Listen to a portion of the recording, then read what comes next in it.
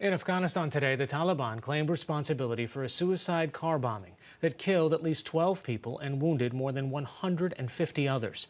The explosion occurred outside an intelligence department compound in Ghazni. Many of the wounded were students at a nearby high school. The attack came as an all-Afghan peace conference, which includes the Taliban, began in Qatar. U.S. Taliban talks are also underway and scheduled to resume Tuesday. I recently spoke with New York Times reporter Thomas Gibbons-Neff, who also served in Afghanistan as a Marine, about the Taliban, U.S. strategy, and the growing presence of ISIS.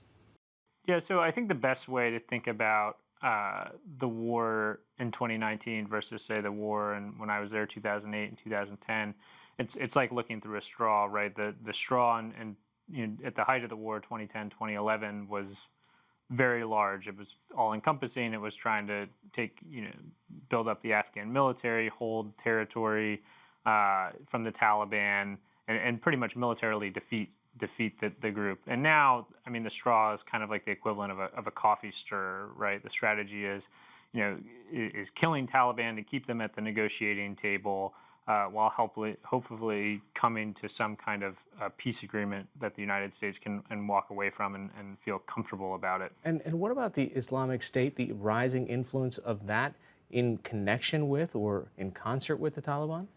Right. So the Islamic State in Khorasan, this affiliate that kind of popped up in 2015, leftovers from Pakistani Taliban that kind of reflagged initially as a small group, and the American military kind of came out and said that as such. We don't think this is a place where the Islamic State can fester. It's just some disgruntled Pakistani Taliban or Taliban fighters that have decided to pick up a new brand. But the group quickly grew, infused by messaging from the main Islamic State core, as it's often referred to, in Iraq and Syria.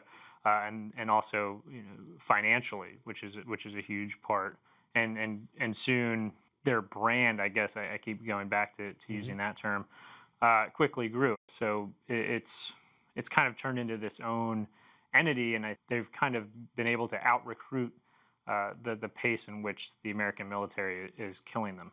Wow. So why is that recruitment so successful? I think there's a lot of reasons. I mean, I think, what intelligence officials kind of fall back on is that, fighting for the Islamic State, it doesn't matter who you are or where you come from.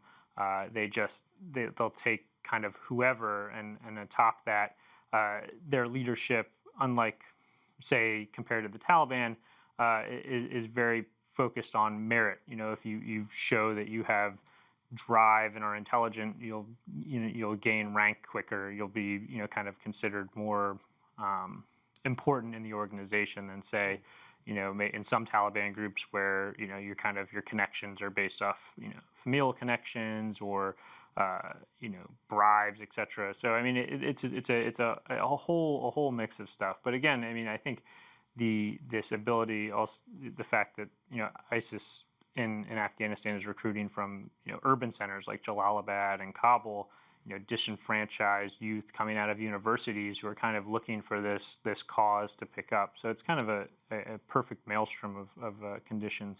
Strategically, the U.S. military leaders that you speak with, do they think that they can make any greater advances, especially in sort of the mountainous regions where, well, there have been resistance fighters in that region for hundreds of years? I think the strategy, or what the American military is trying to do, is keep the Islamic State in Khorasan in those mountains, right? Those aren't villages per se. They aren't urban centers. They're kind of, I think they refer to it as guerrilla territory, right? I mean, you can't logistically supply the American military, the Afghan military, to go up there and stay there. It's very inhospitable terrain, weather, logistics, air support. I mean, it all gets strained up in that area. So the strategy really, if you zoom out enough, relies on time, having enough of it to build an Afghan force that can handle the Islamic State. All right, Thomas Gibbons-Neff, a reporter in the New York Times Washington Bureau. Thanks so much for joining us. No, thanks for having me.